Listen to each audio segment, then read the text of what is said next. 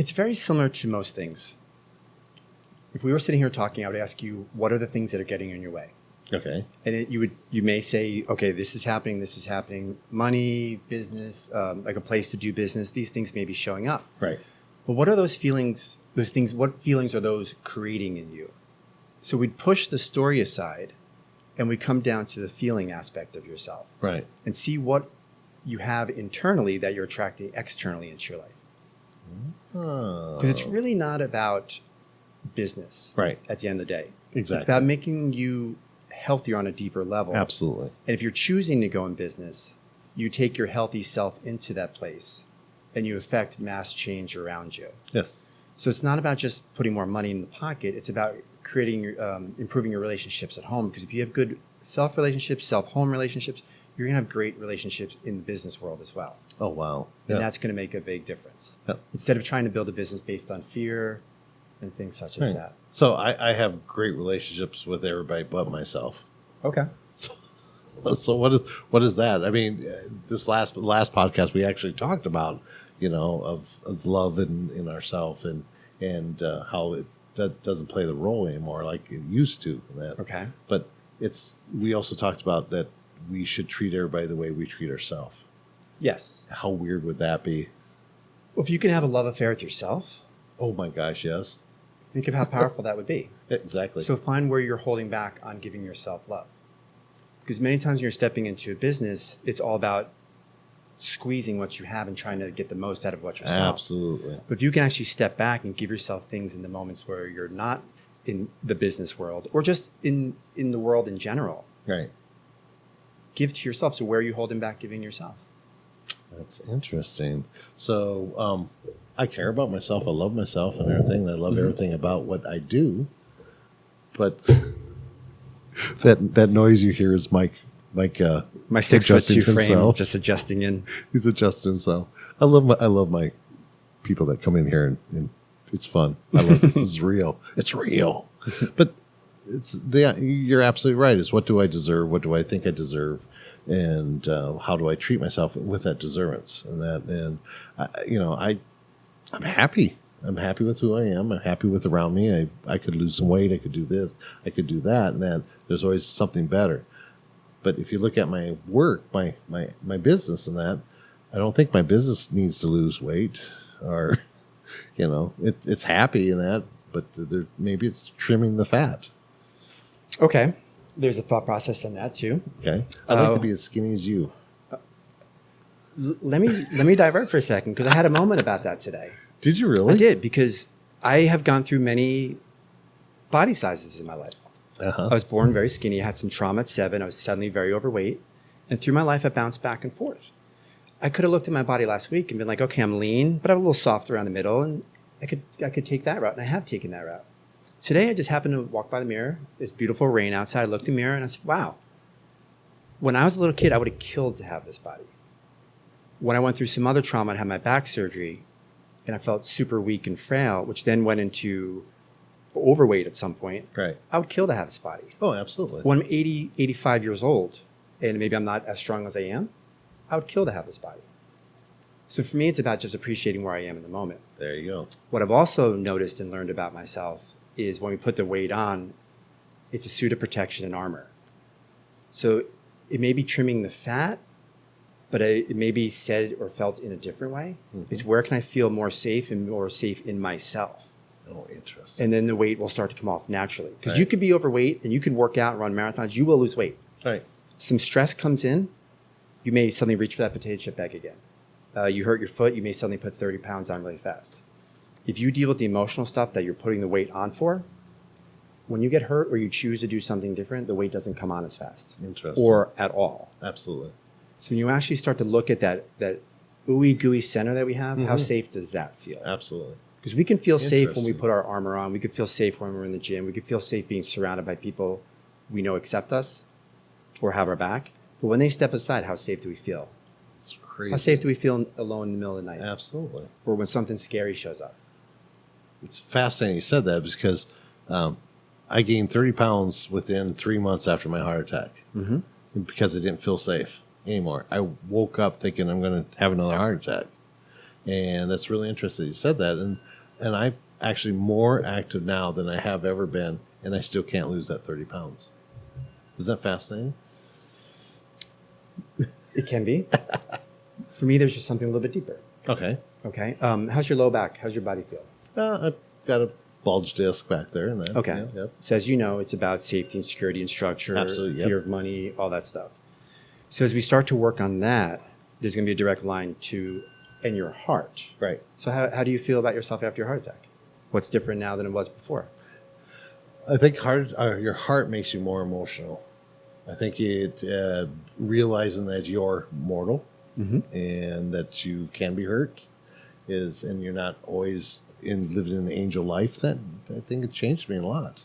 It changed my aspect of who I am and everything else. That is like I can be hurt now, and it also came over into the emotional side of it too. Is that I can be hurt. So yeah, it played a big role having a heart attack. So there's a few different things that are kind of flying in for me. You went through something. What you do best. You went through something traumatic, and you're still here. Right. So there's a reason you're still here. So if you can look at the safety of life in the aspect of, wow, I really took a real huge knock, and I'm still here. But it's moving me in a different direction because everything that you knew before is not the same. Right. Or many things, I should say. Yep. Right. So where are you wanting to go now? I don't know. I've just been letting the universe take me where I need to go. How can you co-create with that? Interesting. Never thought of that way. Because we can be on a raft and let the universal river take us where we're going to go. But we can also put our oars in and help start to guide with each rapid that comes in. So the river's going to really come in with flow. We have a way of co-creating by putting our oar in and seeing how we can either soften or help us move in a direction. Right. We may need to go to the shore. We can start going to the shore. If we're not supposed to go to the shore, that river's going to come in and take us. Absolutely. But there is a sense of how we respond to what the universe brings to us. Correct. Because we can just get caught. That is the stereotype with a lot of people who are spiritual. Right. They're living higher up and they're floating around. How can we bring one of our feet down to the ground? So what we're taking up here, this beautiful place that we're in, how can we bring it down to the ground to co-create with what we have up there? It's almost like bringing our grounding energy, our physical, tangible body. There's a reason we're not just spirit floating around. We're in a tangible body. Right. How can we connect with this amazing thing up high? I keep holding my hand above my head. I see that. And bringing it together and bringing it coming down. Same, a tree. A tree is reaching for the heavens. Right. The tree also has roots that are way deep down inside the ground. Correct. So as high as it reaches, as low as it goes. Right. So how can we do that with ourselves as well? It's crazy. So you floating around and kind of going with the flow Absolutely. has its place. And maybe now or soon it's time to bring this wisdom that you have up here, down here, into your tangible body. Let the physical in on the secret. Right. Yeah. And then you can impact more change down here. Absolutely. That's including amazing. with yourself. That's amazing. So then you take that aspect, and this is how I feel about myself. This is where it's going. That and put it in the business aspect. Because it's all relationships. Exactly. Well, that's like, oh my gosh, it's just like a bolt of lightning hits me. It's like, so I've been allowing the universe to do all this stuff and that, and not really co-creating with it. And now that's where my business is because it's just going where the universe takes me, and I haven't been co-creating it. And now I need to put my oars in the water, as you say, and start. Yeah, I like that. Because you went to Oregon, right? Yep. No, Idaho. Idaho, excuse me. That's all right. It's up there. Orida. Yeah, Orida. So maybe there's something for you to learn up there, but also not having your feet down here as well. And now you're back, so maybe there's something here. Now it's time to put the roots down. Right. Maybe you need to go on your little spinny journey, spinning around, going through new experiences, then coming back down. Absolutely. I'd love that. That's interesting. So what would you suggest I do then? What do you want to create? A kingdom. What kind of kingdom? Kingdom with everybody's coexistence, co-happy, and like energy is with like energy. So you can walk down a path and see 10 different kingdoms. What is the kingdom that you want to build and walk towards? What's in that kingdom?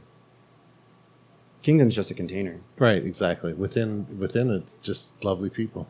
People that know how to love and are taught how to love. Do you want to be the king of this kingdom? Oh, heavens no. Okay.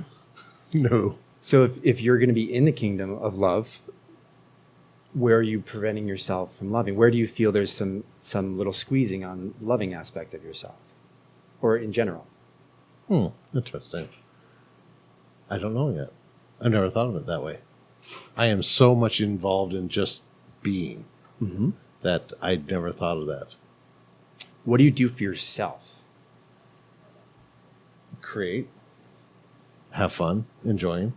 Everything I do is spiritual. Everywhere I go is it has a spiritual aspect behind it. So where's the most tangible aspect of your spiritual aspect? Teaching. That's my most tangible. I love teaching. So that's my most profound, most beautiful part of my tangibility of what I do is teaching. That's tangible. And we thank you for that. Yes, thank you. You show up very bright in your teachings. Thank you, yes. Right. Yep. Where are you learning? What am I learning? Where are you learning? Oh, where am I learning? Spirit taught. Everything's spirit taught, which is through human beings usually. So take a breath right now. Tap your legs. Close your eyes. Okay. What does spirit tell you right now about this? It's uncomfortable. What is uncomfortable about it? Because that means I have to move forward. What does moving forward mean? Creating outside my box. Is it also possible it may challenge that paradigm of yours that everything is spirit taught? Absolutely. There may be a tangible thing that gets shoved in your face as well? Absolutely. That somebody else can teach me something. But if we're all connected to spirit, wouldn't that other person be spirit? Oh, absolutely. So wouldn't it still be spirit taught? Still be spirit taught. Yeah. So that's that spirit taught up here, like we were talking about before, hands above the head again, coming down tangibly in the world. Right. So moving forward into letting other people be that spirit taught manifestation in front of you. Wow. And seeing what your triggers are and what's left over. That's crazy. Just within what Ben has said, you had me into my own little idea and creating in my mind. You didn't even do hardly anything. You just made me do this. It's a good thing. That's a gift you have, Mike. I mean, what a beautiful gift to be able to grab that and make somebody think about what their next step is. Well, it's, I was just having this conversation before with Ray. We're all vessels. We're all straws. Exactly. So the information comes through, and that's where that co-creation comes in. So the information comes through. How do I respond to that information coming through, and how do I package it out to somebody? Correct. Because we could have 10 people all getting the same information. There's a chance you may get 8, 9, or 10 different versions of it, because there may be 10 different people who need to hear a slightly different message. Right. I guess I needed to hear that one. That's crazy. Like we come into this and we just kind of have an open slate. We're just going to say, hey, we're going to do whatever happens. And that I was not expecting that. Was not expecting to have truth shown in front of me, put in front of me. And it made me think. It was like, there's some ideas then. I think you and I are going to work together on some ideas. Thank you very much. That was amazing. You see how though that goes from there's the spiritual realm and then the real world realm? Right. And that your real world realm may be in the business world or trying to create something. Right. So if you're trying to create a kingdom, or you are creating a kingdom, your kingdom's going to help many, many people. Exactly. Right. So it's all the same. It's all relationship. What are we trying to build in life, and what are we trying to go? What are we trying to do? And receiving what we're trying to do also. Because we think things are always very linear. Right. We go to kindergarten first, second, then we go up to college, whatever it is. Nature isn't so linear. Right. So things kind of come all over. We might think it goes A, B, C, D. It might go A, F, 33, Apple, G. Exactly.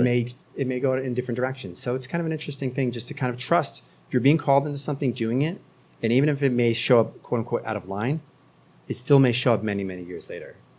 Wow. It does. Exactly. Sometimes we shake our fist at the spirit and it's like, why are you showing us this? But they're preparing us for something in the future, even at all times. Very much so. Exactly. Right. Wow, Mike, that's amazing. You do really good work with that. Thank you. That's a side of you I haven't seen yet. It's really good. You're amazing in all aspects that I've ever seen of you in your coaching and in your intuitiveness. You're just an amazing man in all aspects of all that. Thank you. I want to go back to the death thing a little bit. Sure. I'm sorry for that. I lost my stepfather not too long ago. Yes, myself. you did. That's right. I've been losing a lot of people in my life doing that.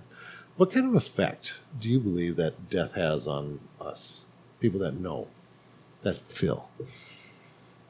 I'll go back a little bit because when I suddenly came out of the spiritual closet right, yes. back in New Jersey years ago, I always wondered about death because it's easy to, oh yes, I'm spiritual, you're doing things, you're learning things. But when something really traumatic comes in your life, how are you going to handle that? Right. So I always wondered because I talked to people who had people who died, and I would show up as best I could and just listen and maybe in my mind at the time think, well, maybe they're better off. I'd spin my own little story as I was learning about life. But I wondered what is going to happen when someone close to me passes away. And then my mom died. Right. And I realized it actually only solidified my core beliefs. It shook me on some level, but didn't shake me on a deep core belief. And then my mom started showing up in my life. Just songs. I know she was there. People would give me messages from her. Right. So I knew she was never gone. I think it's that tangible piece. It's honoring that little child inside of us who looked up to somebody because they were our rock at some point. Right. They were our foundational piece. Now, when that gets taken out, it's a chance to switch the foundational piece into our own selves, our own spirit. So literally talking to your inner child and honoring the pain that your inner child goes through, while also letting your inner child know that you are here for your inner child. Right. And your inner child's here for you. So, because we need to play too. So even though we're entrepreneurs, we're busy and trying to create things, we're getting caught in the real world aspect. We still need to have fun and play. We need to let our spirit soar and our heart open and shine on silly little things too. So usually when I'm working with someone, I'll have them close their eyes. I'll literally have them get down on their knees and just imagine the first little child that walks out of themselves. And then have them walk in front and to actually physically and tangibly, their eyes closed, imagine and hug this child. And let this child know that they are there for them. And then after that moment, then have the little child tell them that they are there for them. Absolutely. Because we're never truly alone. We may feel alone, and that's okay. We all have that from time to time. But we're truly never alone. We're connected to something. Right. So you work with the inner child, right? Mm-hmm. Bring out the inner child of people and everything else. That what does that kind of look like? It could be literally running around, jumping up and down, telling a silly joke. It is getting into the body and getting into the body in a way that you maybe don't do at 40 years old. Being silly, jumping. When I say jumping, literally like jumping up and down, getting excited about something with that little spark of something you maybe not have touched in a while shows up. Yeah. It's when that spark's inside of us instead of always reaching outside of ourselves for something. Wow.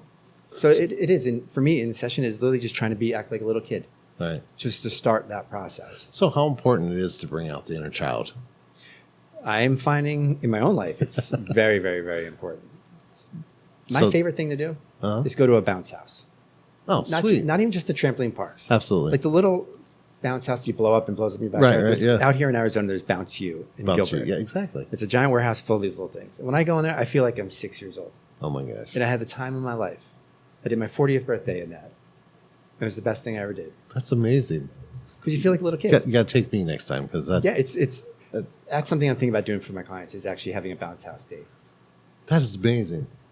So let's tie this together: death and bringing out the inner child and everything else. What does it do to our inner child? Death. It offers a few things. It offers the inner child a chance to grow up, also. Okay. To realize that it is okay to grow up and it is safe to grow up. Right. So in that aspect, that may look different for each person. That may be when you close your eyes, you see a 3-year-old. And as you start to honor the 3-year-old, like most parents know, if you ignore your child, something will show up. They will scream if they're younger. Yep. They may drop something. They will maybe cause a nuisance. They may just want to hug you forever. Maybe in a spot when you're in a moment where you don't have time to be hugged. Right. But when you start to actually pay attention, the child doesn't need as much attention because you're giving the child attention. Absolutely. So it actually can start walking up the line.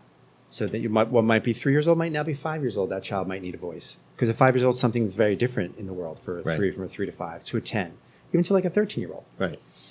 So there's a level of maturation that can happen in that as well.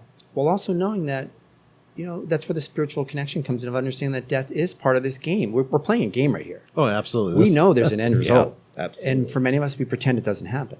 Correct. So actually having a conversation with yourself and your inner children about death is part of it. Mm-hmm.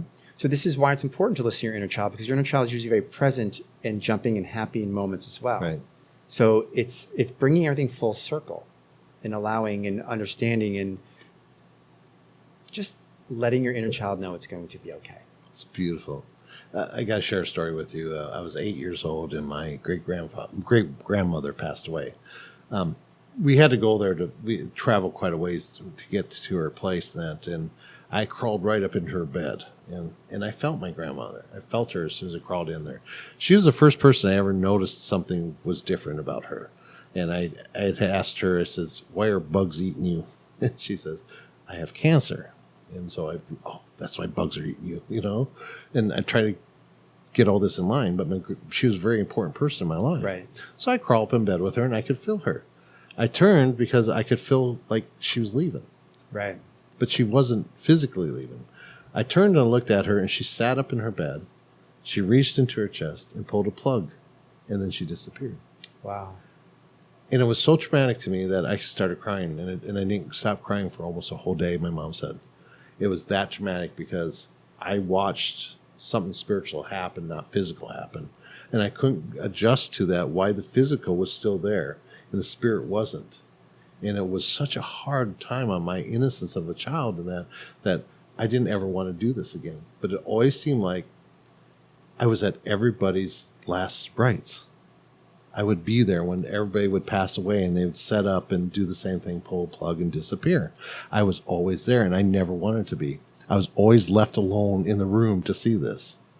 And it was so traumatic on me. Oh, that's interesting. That I feel that it had done something to my inner child, the child within me. So how does that child feel now? Strong. It's not scared of death. It's never, because I have died myself and everything else, it's not scared of death. I understand what the person is doing is that they're pulling their lifeline and leaving. Well, it's interesting when you said you were left behind. I'm always was left in the room. Well, that's a things are happening to us kind of mentality. Right. Maybe the innate knowledge and intuition that you had chose to be in that room because that's part of your gift. Absolutely. I get that now, yes. So see, that's the thing. When we're little kids, a lot of us, I didn't have really a mentor. I walked through my life feeling very different, not understanding why things were happening. So that's why I love talking to children now, to let them know they're not crazy. Exactly. To actually feel what they're feeling inside and let them know here's a book to read. Absolutely. Talk to this person. Look up this person on YouTube. Some level of education for a child who's going through the world very differently. But it seems like there's more and more children coming in. Right. So I feel like this, like you said, the kingdom before, there's something that's going to kind of evolve, and there's going to be more of a support group, which just will be a group at some point. But think about if you had someone in your family who could talk you through this. Oh, absolutely. And give you an understanding of what's happening and seeing the beauty in something versus the traumatic experience. Yep. That's crazy because I wanted that so much. That's why I do what I do. Because there are so many people out there that have focused and has things happen to them. They, to this day, do have no idea what happened to them. Right. And I love to mentor them. I love to be there for them and understand that. Do you know how they got me to stop crying? How? They gave me one of Grandma's watches. Oh. Thank you. The lights just flickered. It was awesome.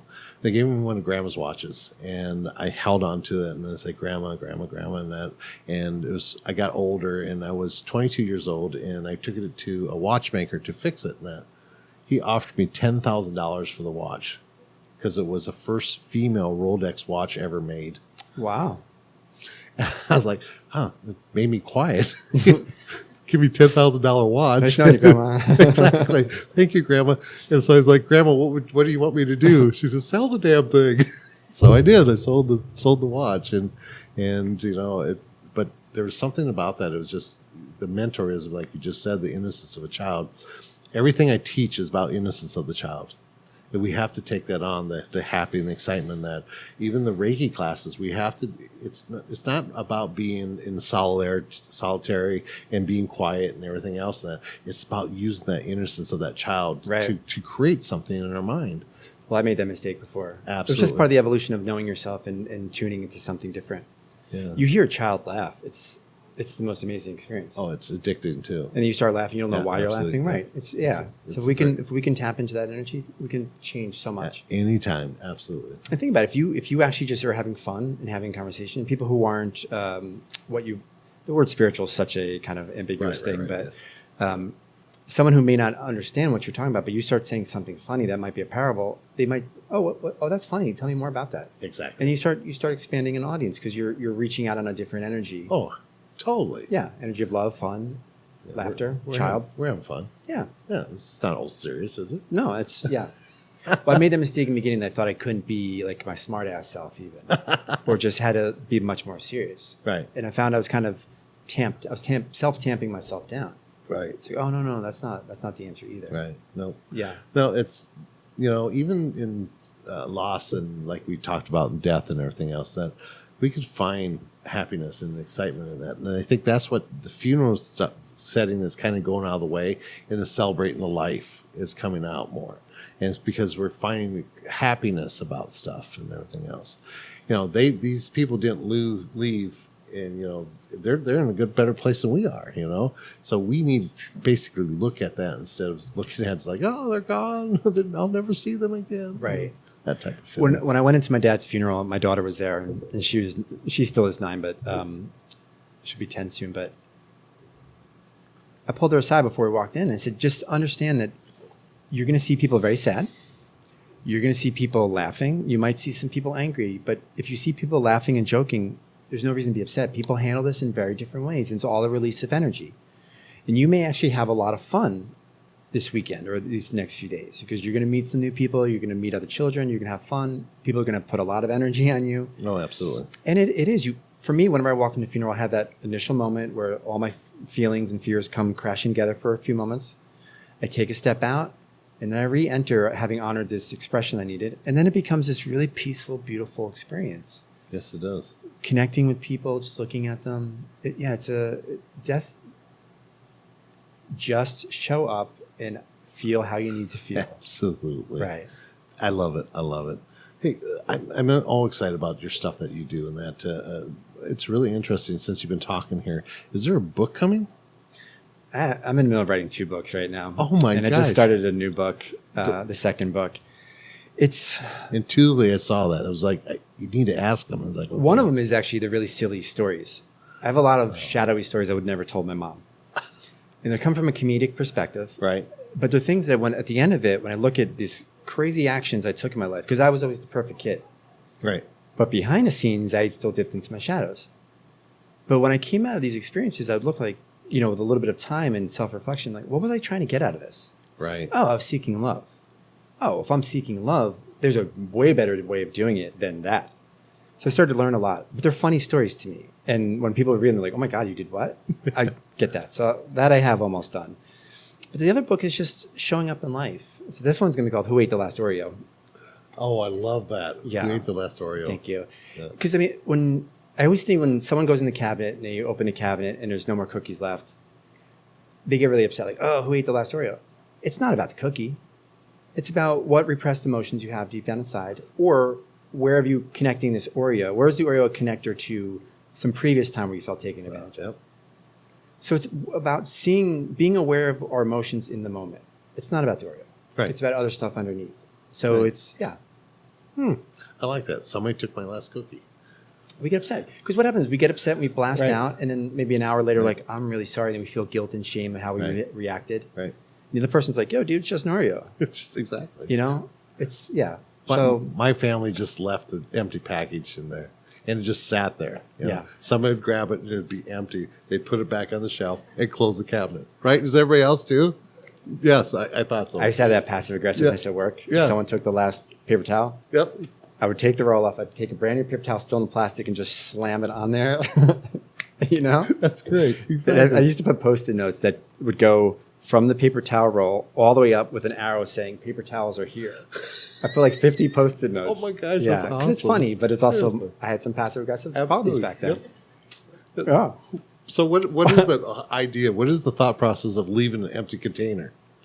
Someone may not be present. They may be in a moment of where they're giving, and now it just might be that some level of selfish act. They may not realize it. Right. They're just in that moment. They're taking care of themselves. Oh, gotcha. Without regard to anybody else, because maybe other times it's always about other people. Yeah, but what if 15 other people shook it and saw it was empty and left it in there? So I used to work in a recruiting office. Oh, wow. We're all recruiters, and you're putting everything you have in other people. So at some level, it's glorified babysitting. Right. But you're doing everything to make sure someone shows up. So you're giving. And many times that person may just pull the plug at the last minute, and not always in a respectful way. Right. So you'd feel like you gave and you didn't receive. So a lot of times you got it from your desk, it wasn't about being part of a cohesive unit. It's like, I got to get mine. Right. Even if it's just subconsciously rolling through. So you just focus on your stuff and that's it. Awesome. So. Just, I catch myself once in a while doing that myself. And then it's like, oh, there's nothing in there. Well, wait a minute. No. Sure. Because it's the milk. The milk's gone. The cookie's gone. And why leave an empty container in there? Right. So, and it's always, never has been who ate the last cookie, who left the empty bag there for me. Right. So that's really awesome. But that may also be a chance to speak your boundaries too. Right. There you go. So you can actually step up and say, hey, the cookies, I bought them for myself. Or you can say, you can help yourself, but please replace, or at least throw the box away. So you can have whatever conversation you need to have. A lot of people, they don't. Right. And they hold, and then they pop. Right. Exactly. And then it's a much bigger deal. Because I feel like we have all these repressed emotions inside. And they're like helium-filled balloons just jockeying to get out, but there's no opening. Right. Someone eats the last Oreo, and then a little opening happens, and all these helium-filled balloons, fear, anger, resentment come flying out. Oh, nice. And now they're all popping in the room, but they have nothing to do with the Oreo. Right. So if we can constructively and proactively start working on these emotions inside, when something happens in the moment, it's the momentary happening versus all this old baggage coming forward. Sweet. That's really good. Myself, I love to share. Okay. It's like, I don't care who, eats the last cookie and that. Just don't be secretive about it. That's, right. I get a lot. My family is like that. My kids weren't. It's like, you want something, get it. I don't care, But my family that I grew up with, my siblings and everything else, everything was snuck.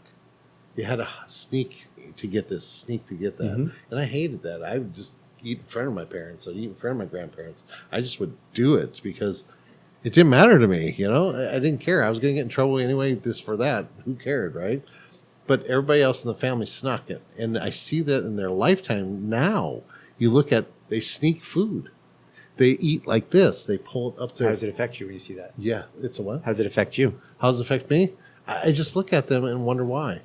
It doesn't. It bothers me that it hurts them, that they're still in this mode. That seeing somebody take a little thing of ice cream and hiding almost in the corner eating it like this because she's afraid or he's afraid somebody's going to see her or say it, and it's her own ice cream. Mm-hmm. So it affects me in a way is that I wish I could just help them. It's like, no, just eat it. Smear it on the floor or whatever on the table. Eat it. I don't care. You know how you can help them? How can I help them? Just accept them. I accept them. Yeah. I love them for it. But they don't have to be mousy about it. Right, but we don't. There comes a point when if we can just, that's their thing right now. Right. And their spouses actually pointed it out to them. It's like, you don't have to go hide to eat your food and that. And it's always was desserts or something like that because we didn't get a lot of sugar or desserts in our house and that. And if you wanted sweets and that, you did have to almost sneak it and everything else because there was nothing around. And, it was a big trek to go to the grocery store and that. And he was like, I want a candy bar. No, no sweets in the house. So people do that. I see that so much around there and that. And I do accept them for it. I was the opposite. The sugar is also a game changer. It affects your neurochemistry as well. So it's going to start pumping your dopamine and serotonin in, and the feel-good chemicals trying to change your state. If you don't feel very good about yourself, eating foods are going to change your state. Oh, absolutely. Right, I'm hungry right now. Right. Just kidding. But I mean, you do some really great work. I mean, that's a covering all. You do the nutrition part of it. You do the mental part of it, the physical part of it. You kind of cover it all the bases, don't you? So thank you. My intention is to bring all that into, take this, what maybe people may think is woo-woo, but just break it down into a real world kind of way of how can I take this into the real world? Yep. That's all. And how can we, because we can take this thought process into any room that we walk into. Oh, absolutely. Yeah. Whether it's a boardroom, whether it's a meeting room, whether it's the bathroom. Exactly. Everywhere. Yeah. Absolutely. And you earlier in the podcast that you helped me realize some things that very quickly, and which is, it doesn't take long time, does it? It doesn't have to, no. So I think we may have touched upon this before, but I find that when you have a certain amount of time, you tend to fill the time. Right. Exactly. You have 5 minutes. You can create rapid and massive change in 5 minutes. Exactly. Absolutely. Right. But if you have an hour, you can pace it. There might be some gentle touch. There might be something else that is needed. Absolutely. To help imprint that message home. Yep. But if you have, we've all heard something in 30 seconds that have rocked us. Absolutely. Or moved us in a new direction. Exactly. Right. It's the old, we actually talked in the other podcast, it's the old adage that the old things don't work anymore. It's like, I talked to so many people that do energy work and I asked this, I said, what happens after 5 minutes and you feel like you're done? And they're like, it happens to all the time to people that this is all they needed. They're done. That they paid for an hour session. Now what's going to happen for the 55 minutes that you paid for that? It just becomes touch therapy then. It's not energy therapy anymore. Well, think of it like a nice dinner. Right. You might get all the nourishment you need in 5 minutes. Exactly. Yeah. But there's something else that might be in that space that is gentle and loving and healing as well. And when people are constantly rushing around, taking an hour might be the biggest thing they do all day or all month. Absolutely. So yeah, you just fill that space. Fill that space. Fill the space with what though?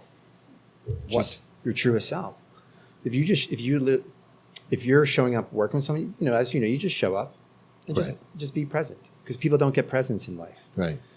I could tell you about, or you could tell me about your grandmother had the greatest apple pie, and I might start thinking like, oh no, I got to tell about my grandma's pecan pie, and I might be a little present but not fully present. But just to be present, people aren't present. Just to sit there and just look at someone and just I'm a blank slate, go for it. Right. I'm 100% here. Absolutely. I love that shirt on you, by the way. Thank you. I think I've told you about that shirt. I think that's that part of recognizing of somebody and taking a piece of them, recognize it and say, oh my gosh, I love that part of them. That's being present, because now you're presently looking at somebody and actually physically seeing them. Right. And it's really hard for people that right now. Having a conversation with a lady last night was really interesting, is that she looked down the whole time. She wouldn't even ever look at me. And I asked her what color my eyes were. And as soon as I asked her what color my eyes were, she came up to look at me. And then she's just kind of stared there for a second. She goes, oh, they're really brown. I said, oh, good. And I says, do you know what color your eyes are? She goes, well, they changed. They're not really. And it's like, have you really looked at yourself? She says, not for a long time. I don't think we're being present with ourselves even. I think people are looking in the mirror, do what they need to do, and not really seeing who they are, because they're scared to see how they've changed. I am sometimes. I look at it. Did I shave this morning? Did I? Because I don't remember looking in the mirror. That was the thing when I studied with the elder. There really weren't mirrors. So you just showed up as you were. Right. You may not even be taking a shower every day. You're just showing up. And then she may say, I need you to run into town. You're like, I have no idea how I look. My hair might be all over the place. Yeah, and you might not be dirty even, because you were digging in the garden. So it doesn't matter if you're present by looking at yourself. It's just being present. Just being your body. That's interesting. Just being your body. Just being your body. That's so hard right now with all of the people with electronics and the earbuds and everything else, and that, to be present here in your body. Yeah. I just had this really random thought yesterday that even if you felt the most broken in your life, and maybe you're walking down the street crying, maybe there's a homeless man who just stepped forward and looked at you and said, it's going to be okay, and just grabbed your hand. That may be the most magical thing in the world. Every other day you just might walk past that person. Maybe you give them $1. Maybe you just pretend they're not there. Maybe you look down derisively at them. But when people just show up in such an authentic and natural way, that's where the magic's at. It's simple. Just show up. I like that. Just show up. Because if you got in a car accident and the first person at your door was someone of a different color that you didn't care about, I don't think it's going to matter in that moment. Mm-mm. It's just, here's a human being who's willing to help. Right. And that's, I think, where we kind of get lost. I like that. So we can just show up. And you're right, though, showing up for ourselves. No, you're absolutely correct. That's the whole thing, is just showing up for yourself. I love that. Because I just sit and have a conversation, ask the person about themselves. And it's really hard for some people to explain to. They can explain everything about their children, family, and everything else, but about themselves they can't explain it, which is kind of weird. That's you, yes. Crowd out here sneezing. I think so. Change of channels. That's what sneezing is. It's funny too, because and there's multiple facets of this. When I have a session, or I'm giving a session. And then I leave and I go into the store. I walk in the store and I can tangibly see and feel everyone turn their attention towards me. Right. But granted, I'm in this place of connection, but I'm also not, there's also a not worried about kind of thing. Right. You're just showing up as you are. And that connects on some level with people. That's how I do my meditations, some of my classes. That I just show up, and it's spirit taught, spirit brings, spirit shows. And it's just I'm present there as a person. So, gosh, Mike, it's been that time already. I want to say one more thing. Yo, you better, because how life is not linear. We tend to, and I understand that it's not this, but we tend to look up when we talk about spirit. Mm-hmm. What if we, in this case for you, look down and look at the ground and see the tangibility of spirit coming from the ground, and notice that it comes from the tangible as well. Absolutely. So that may just offer some shift on some level about coming down on the ground. It's okay right now, because the world's round. Spirit in Asia is on the other side of the world right now. Uh-huh.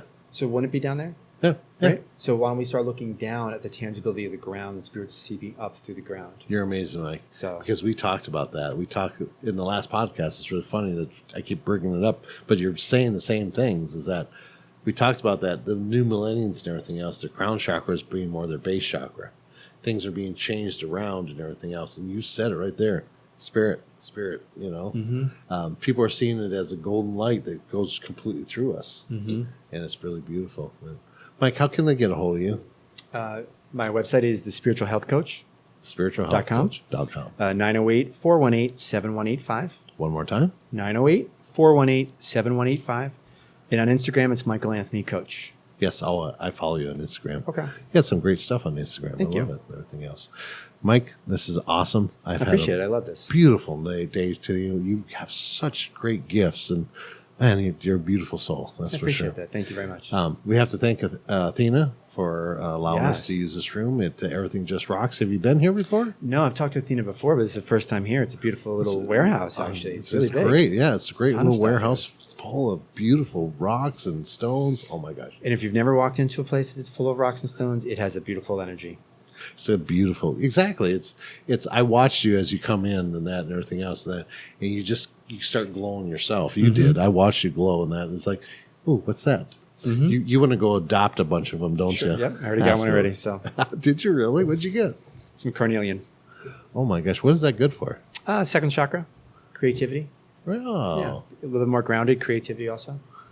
Good for you. Just feels good in my hand. It does. Yeah. So you got some beautiful orange stone. It is. It's a great. So we have to take a picture of that. So you got some great stuff coming up, and I'm working on some stuff with the whole business coach, real world aspect of things. Right. Yep. This is a kind of a brand new thing for me. I've been doing it, but realizing it's time to start putting my niche in a different space. Oh, there's passion there. I mean, and everything comes with it. I was on the radio before. Not only you may be doing one thing as your niche, but it brings everything else with it. It does. Taking that other thing and bringing it into the real world. You're amazing. Thank you.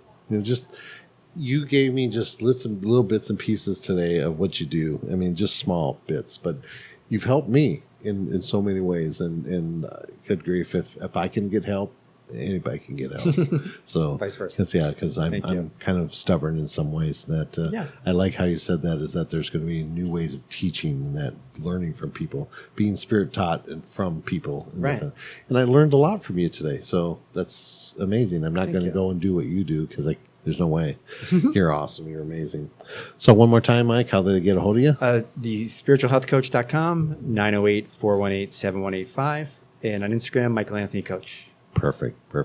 Any words of wisdom before we sign off? Just show up. Just show up. That's one of my favorite things from now. Because when you show up, you may not know what you're doing when you get there, but you show up in such a way that something that you need to know or do shows up. You're absolutely correct. So just trust and show up. I love that. You literally just have to put your hand on someone's shoulder, and that might be your only role. That was very necessary. It's a lot of stories I have about that showing up with just putting your hands on people. I love that. I think that's the name of this podcast is going to be is just show up. Awesome. Beautiful. I think it's beautiful. Thank you. Thank you very much. I love you very much. You know that. Thank you. From Cindy and Rod, this is the Rod and Cindy podcast from Everything Just Rocks. Thank you. Have a great night.